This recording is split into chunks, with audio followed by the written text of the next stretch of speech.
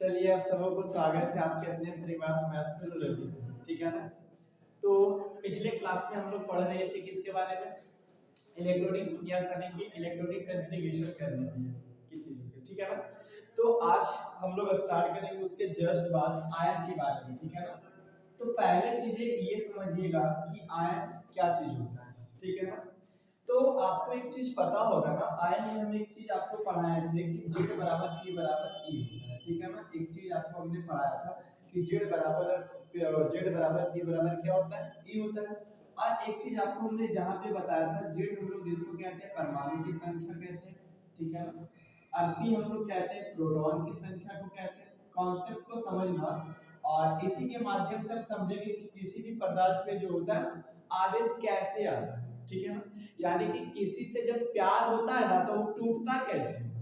तो इस चीज को सीखेंगे। अगर पहला बार उससे प्यार हुआ ना तो समझना कि इसका मतलब है ना कि वो गार्डन गार्डन सा रहेगा। और इसी तरह से क्या होता है ना कि जब किसी पदार्थ से पहला बार इलेक्ट्रॉन जाता है ना तो वो भी गार्डन गार्डन सा रहता है। तो इस चीज को आज सीखेंगे। ठीक है ना। तो इस क्लास को आज स्टार्टिंग से डायरेक्ट तक जरूर देखना, आपको बहुत ही अच्छे से समझ में आएगा। ठीक है ना। समझिए, जेड जिसको हम लोग कहते हैं परमाणु की संख्या, पी हम लोग कहते हैं प्रोटॉन की संख्या, ई हम लोग कहते हैं इलेक्ट्रॉन की संख्या। ये क्लियर है ना, इलेक्ट्रॉन की संख्या।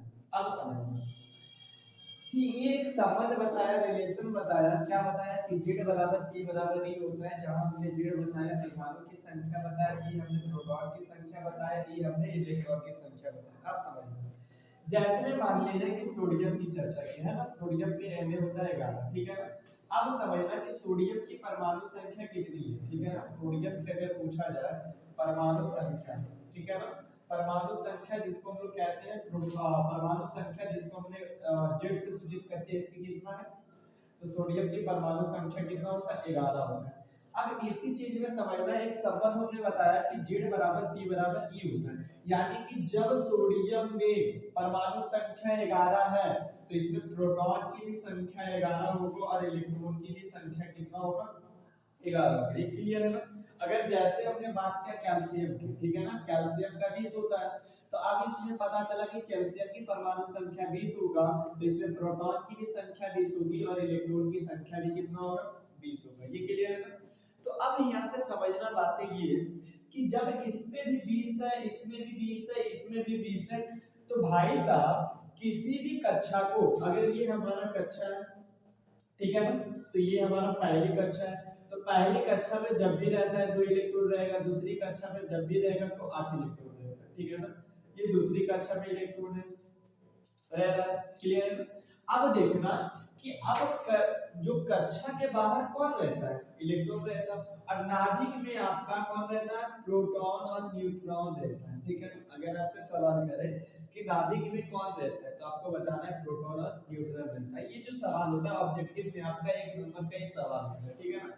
आपसे पूछेगा कि नाभिक में कौन सा मौजूद होता है, proton neutron, proton electron, electron proton, या फिर आपसे बोलेगा कि प्रोटॉन और न्यूट्रॉन रहेगा। आपका जो ऑप्शन होगा प्रोटॉन और क्या होगा, न्यूट्रॉन होगा। ये क्लियर है ना।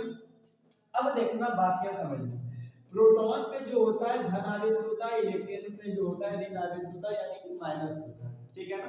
पहले तो इलेक्ट्रॉन माइनस होता है, प्रोटॉन प्लस होता है। ये क्लियर है ना। अब यहाँ से एक चीज बातों को समझना, ये हमारा प्रोटॉन है, ये प्लस चार्ज है, या प्रोटॉन प्लस है, और ये हमारा इलेक्ट्रॉन जो होता है ना ये प्लस है और इलेक्ट्रॉन माइनस है। यानी कि कक्षा में क्या क्या करता है, चारों तरफ ये चक्कर लगाते रहता है। जैसे में देखा होगा गांव में क्या होता है, एक चीज बताते हैं, अगर एक लड़का है, एक लड़का नहीं एक लड़की, गर्ल्स है, ठीक है ना, ये जनरली देखने को मिलता है।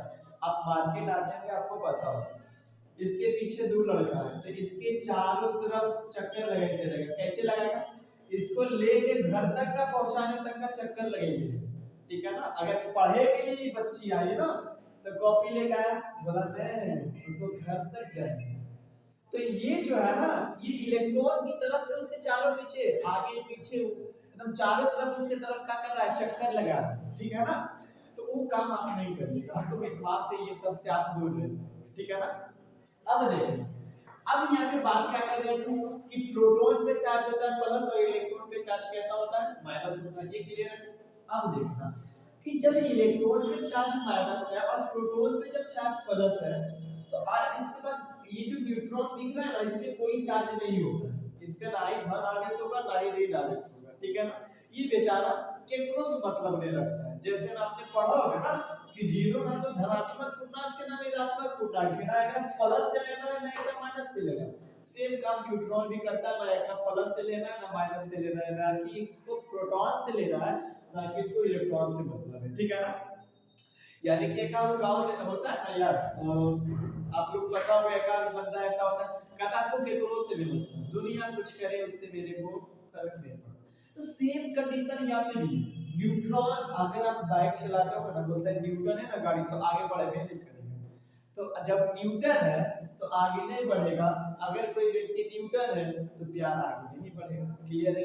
तो उसी तरीके से सेम वे में समझना है कि जब भी न्यूटन है आगे गाड़ी नहीं बढ़ सकता। तो इसी तरीके से इसमें भी न्यूट्रॉन पे जो होता है ना, इलेक्ट्रॉन प्रोटॉन और न्यूट्रॉन, न्यूट्रॉन पे कोई आवेश नहीं होता। क्लियर है। अब यहाँ पे समझना इसमें प्रोटॉन पे चार्ज है प्लस और इलेक्ट्रॉन पे चार्ज है माइनस। अब आपके मन में एक सवाल आता है, सवाल का आ रहा है, सोचिएगा आपको हम क्या बताना चाहते हैं। जैसे ही आपका कक्षा में तो प्रोटॉन है प्लस वाला, इलेक्ट्रॉन माइनस से चक्कर लगा रहा है, आपके मन में एक सवाल आता होगा ये कक्षा में ऐसे घूमता है, ठीक है ना, ये कक्षा में ऐसे घूमा तो फिर अपनी कक्षा से ऐसे घूमता है तो इन्हें काहे भागता है, ऐसे घूमता है इन्हें काहे भागता है, इधर काहे भागता है, अगर ऐसे घूम रहा तो ऐसे काहे भागता है, इधर घूम रहा है तो इधर काहे भागता है। ये आपका एक मन में सवाल है कि कक्षा में चारों तरफ गोल गोल काहे गति करते रहता है। ये आपके मन में एक सवाल आता होगा। तो इसके चारों तरफ गोल गोल इसलिए ये गति करता है ना, इसके पीछे एक रीजन है। क्योंकि अगर आप देखेंगे, अगर मान लिया जाए एक ढेला को लिए एक रस्सी को लिए बांध लिए और इसको चारों तरफ ऐसे घुमाते हैं तो गोल गोल घूमता है। लेकिन अगर जैसे ही हाथ से छूटा तो एक तरफा इस तरफ भागेगा, अगर ये ऐसे गया तो ये इस तरफ भागेगा। तो वो तो एक भाग रहा है, लेकिन यहाँ पे हम पकड़ के रखे हुए हैं ना, तो ये चारों तरफ ऐसे ऐसे गोल घूमते रहते हैं, ठीक है ना। लेकिन अगर पकड़ के नहीं रखे, जैसे इसे एक बार घुमाया ऐसे छोड़ दे तो फटाक से किधर भागेगा, या ऐसे ऊपर आएगा इस तरफ का साइड में ये ले जाएगा। तो उसी तरीका से सेम ये है कि जब ये घूम रहा है भाई साहब, तो इधर से घूम के इधर काहे भाग रहा है, इधर काहे भाग रहा है, इधर काहे नहीं भाग रहा है, इधर काहे ना भाग रहा है, इधर से इधर काहे नहीं जा रहा। ये आपके मन में एक सवाल आता है। तो अब समझना ये क्यों नहीं भागता है, इसके पीछे एक रीजन है। रीजन क्या है ना कि जैसे देखना, ये पहले नंबर तो ये प्लस वाली चीजें हैं, बीच में कौन रहेगा, धनावेशित कर रहते हैं मौजूद, बीच में जब भी रहेगा तो प्लस वाला रहेगा, धनावेशित रहेगा, ठीक है ना। और कक्षा के बाहर कक्षा के जो होता है ना, कक्षा के बाहर जो होता है इलेक्ट्रॉन घूमते रहता है चारों तरफ और ऋणावेशित होता है, यानी कि उस पे चार्ज कैसा होता है, माइनस होता है। ये क्लियर है ना। अब देखना बाबू रे कि ये प्लस है ये माइनस है, अब ये मेरा कक्षा है, ये प्लस है ये माइनस है, तो ये एक दूसरे को अपनी ओर आकर्षित करता है, खींच के रखता है, बांध के रखता है, ठीक है ना। क्या करता है ये कक्षा को जो होता है अपनी ओर खींच के रखता है, बांध के रखता है, ठीक है ना। अगर इसका नाभिक से आकर्षण यानी कि प्रोटॉन से अगर इसका आकर्षण कमजोर रहेगा तो ये इस कक्षा को छोड़ के अगली कक्षा में प्रवेश करेगा। लेकिन अगर इसका नाभिक मजबूत रहेगा तो वो दूसरी क्या करेगा कि ये दूसरे से इलेक्ट्रॉन लेके अपनी कक्षा को भरेगा और ये अपना स्तर को पूरा करना चाहता है। तो एक बात दिल और दिमाग में ये बैठा लेना कि कोई भी परमाणु जो होता है वो हमेशा चाहता है कि हम अपने स्तर को पूरा करें, ठीक है ना। क्या चाहता है, अपनी स्तर को हम पूरा करें ताकि हम भी स्थायी हो जाए, ठीक है ना। जैसे आप लोग अभी सोचते होंगे कि कितना जल्दी से हम इस एग्जाम को दे दे, क्वालिफाई कर जाए, हम भी स्थायी हो जाएंगे, हम भी इससे बच जाएंगे, ठीक है ना। आपके मन में ये सवाल होता है। तो सेम में इसी तरीके से ये भी कोई भी परमाणु चाहता है कि हम भी अस्थायी हो जाएं, कोई चाहता है कि हमें भी किसी से प्यार हो जाए, हम भी अस्थायी हो जाए। तो सेम उसी तरीके से कोई भी परमाणु चाहता है कि हमारे कक्षा में 8 इलेक्ट्रॉन भर जाएगा तो हम भी अस्थायी हो जाएंगे, अपना अष्टक को पूरा करना चाहता है। क्लियर है ना। अब देखो, अब जब ये प्रोटॉन है ये इलेक्ट्रॉन है, ये क्या करेगा एक दूसरे को अपनी ओर क्या करेगा, खींचेगा। तो जब खींचेगा तो इसी कारण से क्या होता है ना कि इलेक्ट्रॉन इधर या उधर भागता नहीं, ठीक है ना। किस कारण से इलेक्ट्रॉन इधर या उधर नहीं भागता है?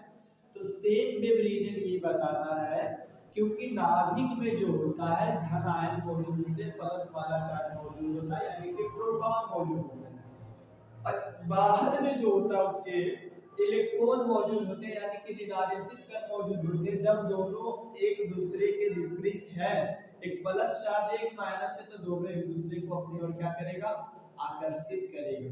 इसलिए ये जो होता है ना इलेक्ट्रॉन जो होता है अपनी कक्षा को छोड़ के भागता नहीं है। क्लियर है ना? अब देखो, अब किस कंडीशन में इलेक्ट्रॉन कक्षा को त्यागेगा, किस कंडीशन में इलेक्ट्रॉन कक्षा को नहीं त्यागेगा, और किस कारण से इलेक्ट्रॉन पे क्या होता है धन आयन आता है, और किस कारण से इलेक्ट्रॉन पे ऋण आवेश आता है। यानी कि कहने का मतलब आप जिससे प्यार कर रहे हो ना वो कब आपको छोड़ के चला जाएगा ये आपको भी पता नहीं, वो कहाँ जाके किससे बैठेगा ये आपको भी पता। तो सेम चीज इसी तरीके से इलेक्ट्रॉन प्रोटॉन और न्यूट्रॉन की भी कहानी है, लेकिन न्यूट्रॉन बेचारा अकेला, इसको दुनिया से नहीं लेना है, खाली प्रोटॉन और इलेक्ट्रॉन की कहानी। क्लियर है ना? अब प्रोटॉन इसमें ज्यादा मौजूद कुछ नहीं होता, इलेक्ट्रॉन सारा काम करता है। ठीक है ना? सारा खेल इलेक्ट्रॉन का, किसके पास जाएगा किसके पास नहीं जाएगा इस चीज को आप समझना। ठीक है ना? जैसे कि हमने भी लिया, क्या किसका उदाहरण लिया था, अभी हमने आपसे लिया था, किसका एग्जांपल लिए थे, एक सोडियम, सोडियम का लिए थे जिसका परमाणु संख्या 11 होता है। एक लिए हमने क्लोरीन जिसकी परमाणु संख्या 17 होती है। ठीक है ना? तो सोडियम के पहली कक्षा में जब भी रहेगा तो 2 इलेक्ट्रॉन, दूसरी में 8 इलेक्ट्रॉन, तीसरा में 1 रहेगा तो 11 हो गया पूरा। ठीक है ना? और अगर कैल्शियम की बात किया जाए तो कैल्शियम की परमाणु संख्या 17 होती है, तो कैल्शियम के जो होता है पहली कक्षा में 2 इलेक्ट्रॉन, दूसरी में 8 रहेगा, तीसरी में 7 रहेगा, तो 17 इलेक्ट्रॉन। क्लियर है ना? अब देखना बात होता जनरली क्या है, अगर ये हमारा नाभिक की एक कक्षा, पहली कक्षा में 2 इलेक्ट्रॉन हुआ, कक्षा बार इलेक्ट्रॉनों का विवरण ही हमारा इलेक्ट्रॉनिक विन्यास कहलाता है, इलेक्ट्रिक कॉन्फ़िगरेशन कहलाता है। ठीक है ना? इलेक्ट्रॉनिक कॉन्फ़िगरेशन कहलाता है, यानी कि इलेक्ट्रॉनिक विन्यास कहते हैं। अगर आपसे पूछे कि इलेक्ट्रॉनिक विन्यास किसे कहते हैं, तो बोलिएगा कक्षा बार इलेक्ट्रॉनों का विवरण ही हमारा इलेक्ट्रॉनिक विन्यास कहलाता है। तो हम कक्षा में जब इलेक्ट्रॉनों को क्या करते हैं, सजा रहे हैं, तो इसे हम लोग क्या कहते हैं, इलेक्ट्रॉनिक विन्यास कहते हैं। तो पहली कक्षा में 2 इलेक्ट्रॉन हुआ, दूसरी कक्षा में कितना इलेक्ट्रॉन होगा, 8 इलेक्ट्रॉन, 1 2 3 4 5 6 7 8 इलेक्ट्रॉन हो गए। तीसरी कक्षा में 1 इलेक्ट्रॉन है। क्लियर है ना? अब बीच में आपको पता है प्रोटॉन मौजूद है और न्यूट्रॉन मौजूद है, बाहर में आपका इलेक्ट्रॉन घूम रहा है। क्लियर है ना? दिख रहा है?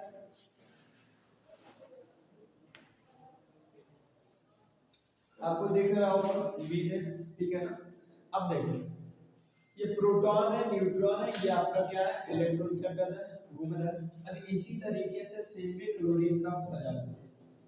ठीक है ना? देखो यहाँ पे हमने क्लोरीन की चर्चा किया, अब क्लोरीन का सजाते हैं। ठीक है ना? इलेक्ट्रॉनिक विन्यास करते हैं।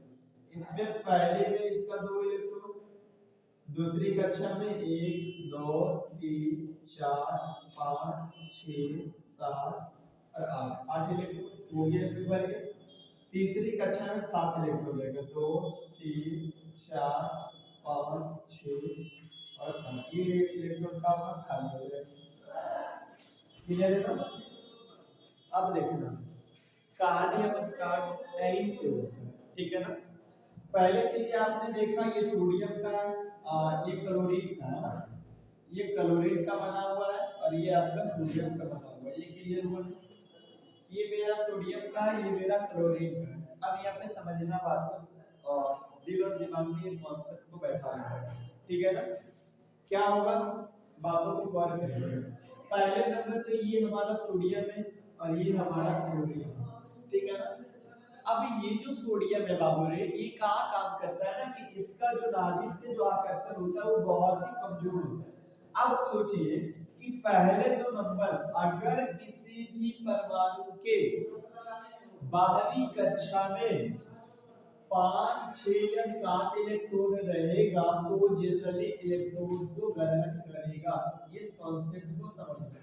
अगर किसी भी परमाणु के बाहरी कक्षा में एक, दो या तीन इलेक्ट्रॉन रहेगा वो जनरली इलेक्ट्रॉन को क्या करेगा, त्याग कर देगा। आपके मन में ये सवाल आया कि ये ही काहे ला इलेक्ट्रॉन को तैयार करेगा और यही इलेक्ट्रॉन को काहे गर्म करेगा, ठीक है ना। अब समझ, ये सोडियम के बाहरी कक्षा में एक इलेक्ट्रॉन मौजूद है, ठीक है ना। और ये चीज भी कॉन्सेप्ट को पकड़ लेना अपने दिमाग में, अगर किसी भी परमाणु के बाहरी कक्षा में अगर बंधन ज्यादा मजबूत है तो वो परमाणु सिकुड़ेगा, ठीक है ना। अगर बंधन कमजोर है तो वो फैलेगा, ठीक है ना। तो अब देखिएगा कि इसका इससे बंधन क्या है, कमजोर है, क्योंकि पहले तो बात है कि इसका पहली कक्षा में 2 इलेक्ट्रॉन इसमें फुल हो गया, दूसरी कक्षा में 8 इलेक्ट्रॉन ये भी फुल हो गया, तीसरी कक्षा में बचा 1 इलेक्ट्रॉन है, तो 1 इलेक्ट्रॉन का इससे आकर्षण क्या होता है, कमजोर हो जाता है, ठीक है ना। अब इसी चीज को यहाँ पे भी समझना सेम है, ठीक है ना, समझना। अब इसके कितने हैं, बाहरी कक्षा में 7 इलेक्ट्रॉन, ठीक है ना। इसके बाहरी कक्षा में कितने इलेक्ट्रॉन होंगे, 7, 2 ही 2 ही 2 ही 1 ही, तो 2 2 4 2 6 कितना वो 7 है। इसके बाहरी कक्षा में 7 इलेक्ट्रॉन है और इसके बाहरी कक्षा में कितने हैं, 1 इलेक्ट्रॉन है, ये क्लियर है ना। तो अब यहाँ पे कॉन्सेप्ट क्लियर करना कि जब भी किसी परमाणु के बाहरी कक्षा में एक इलेक्ट्रॉन है तो जनरली वो इलेक्ट्रॉन को क्या करेगा, क्या करेगा, क्यों करेगा, क्योंकि इसका जो है नाभिक से आकर्षण कमजोर होता है, ठीक है ना। यानी कि आप किसी से प्यार किए, कम फोन उठाया तो समझिएगा क्या है कि वो आपको त्याग देगा। तो वही कारण सेम है यहाँ पे भी, इलेक्ट्रॉन भी वही काम करता है कि इसका नाभिक से आकर्षण कमजोर हुआ, एक कक्षा को छोड़ के दूसरा का पे चला, ठीक है ना। आपसे मन भरा तो दूसरा का से बात हो गया, क्लियर है। अब देखो कि इसी तरीके से ये जो क्लोरीन होता है इसकी जो परमाणु संख्या 17 होता है और इसकी बाहरी कक्षा में जो होता है 7 इलेक्ट्रॉन मौजूद होते हैं। तो इसका नाभिक से जो आकर्षण होता है ना काफी मजबूत होता है। देखिए तो 7 बंधन सातों तरफ से खींचे हुए हैं, तो इसका नाभिक से आकर्षण काफी ज्यादा क्या मजबूत है। तो ये बंधन को ये छोड़ेगा, ये छोड़ेगा नहीं ना, छोड़ेगा, और इसको ये छोड़ने में क्या आसान है, तो जनरली यही इलेक्ट्रॉन को त्याग करेगा। अब देखना कि आपको हमने ये कॉन्सेप्ट बताया था कि कोई भी परमाणु जो होता है ना वो चाहता है कि हम अपने अष्टक को पूरा करें। तो सवाल आता है वो अपने अष्टक को कैसे पूरा करें, ठीक है ना। तो अपने अष्टक को पूरा करने के लिए क्या करता है ना, किसी भी परमाणु से इलेक्ट्रॉन को लेके वो अस्थायी होना चाहिए, क्लियर है ना। तो अब देखना कि ई अब काम की करेगा कि दूसरा